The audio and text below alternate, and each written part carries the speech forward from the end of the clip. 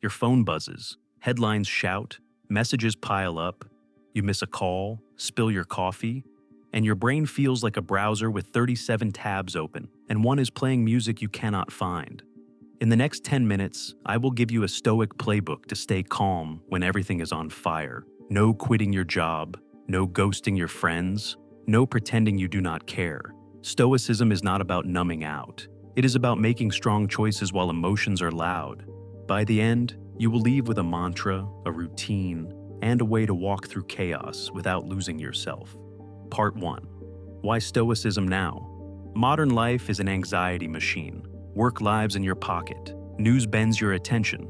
Bills arrive like clockwork. Stoicism is not an aesthetic. It is a set of small skills that turn panic into choices. Think of it as emotional strength training, lightweight, short sets, daily reps. The goal is not to erase feeling. The goal is to act by values even while you feel. If you have tried hacks that fade in a week, try this as a practice. It sticks because it is simple and repeatable. Part 2, the 10-second reset. Right now, breathe in through your nose for 4, hold for 2. Breathe out slowly through your mouth for 6. Do it twice. Now, name what you feel in plain words. Say anxious, say angry, say overloaded. In Stoic language, you just noticed an impression. When you name a feeling, it becomes a signal instead of your whole identity. Signals can be handled. Identities feel permanent. Keep this line in your pocket and use it in the wild. Name it to tame it. Part 3, the 2 buckets. Picture your life sorted into 2 buckets. One holds what you control, your judgments, your intentions, your actions right now. The other holds what you do not control. Other people, the past, the future, the algorithm, the weather, markets, travel delays. Spend almost all your energy on the first bucket. Observe the second, but do not bet your mood on it. This is the Stoic Dichotomy of Control. If you miss it, you end up wrestling gravity. If you understand it, you get your time and your pulse back. Start noticing during the day which bucket of stress actually lives in, and redirect your effort accordingly. Part 4, 3 switches that calm you fast. First switch, judgment to fact to action. Your mind says this will ruin everything. Translate that into a fact. Hard meeting at 3, then pick a next action. Prepare 3 bullet points and 1 question. You just move from story to step. Second switch, demands to preferences. Change this must go my way into I prefer it this way, and I will be okay either way. Your nervous system turns the volume down because the threat is smaller. Third switch, outcomes to standards. You cannot guarantee results. You can show up by standards. Honesty, effort, patience. When you aim at standards, you always have a move, even when the scoreboard is not kind. Part 5, rehook and promise. In 1 minute, I will give you a 10-word Stoic mantra that snaps you out of spirals on command, and we will say it together so it sticks. Stay with me. The next 2 parts make that mantra 10 times more powerful in real life. Part 6, the mindsets that shrink panic.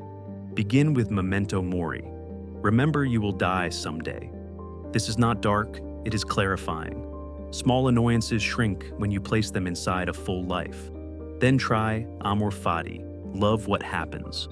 Not because you enjoy pain, but because you treat reality like a training partner instead of an enemy. When something hard appears, ask how it can train courage, patience, or clarity.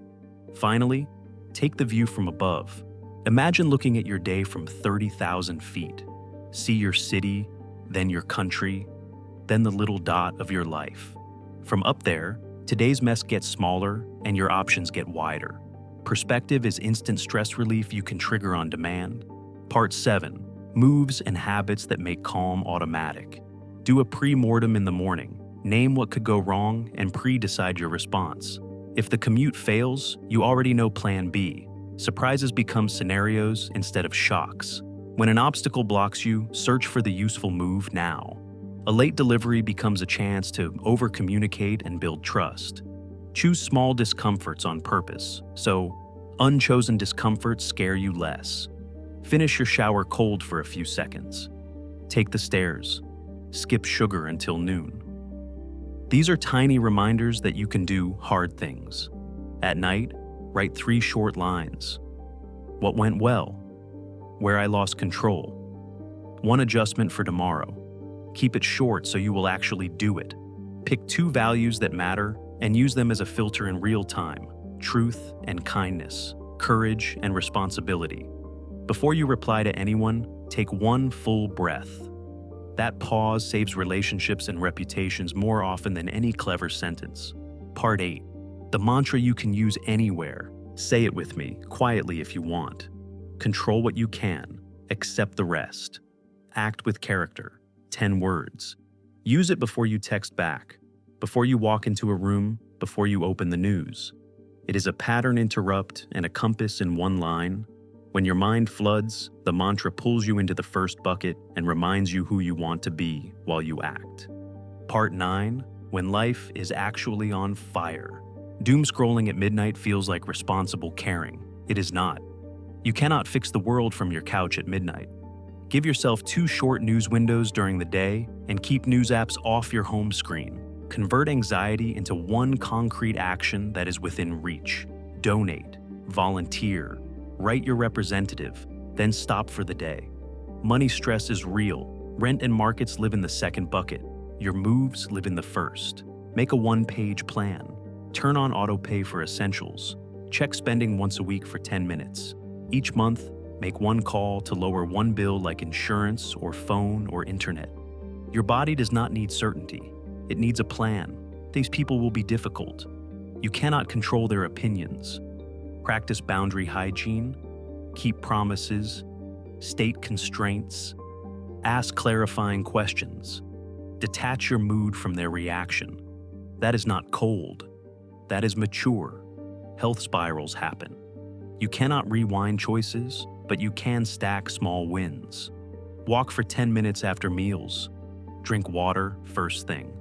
Go to bed a little earlier. Small controllables done daily. Beat heroic one-offs. Part 10. The 3-minute daily Stoic. In the morning, speak the mantra and choose 1 virtue to practice today. Maybe courage, maybe patience, maybe honesty.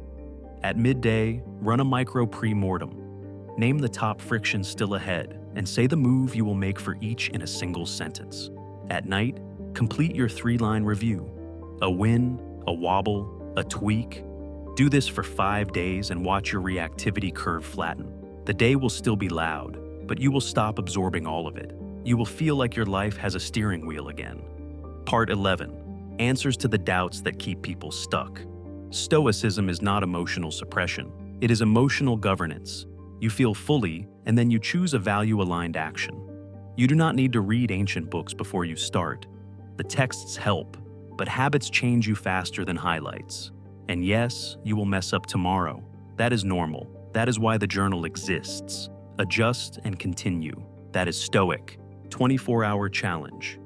Pick 1 situation that usually melts your calm. A meeting, a text thread, a traffic snarl. Write 1 pre-decision for it. When it appears this week, pause for 1 breath, say the mantra, and take the smallest useful action. Control what you can. Accept the rest. Act with character. If this helped, share it with 1 person who needs calm today. And tell me in the comments which situation you chose so I can suggest a Stoic move for it.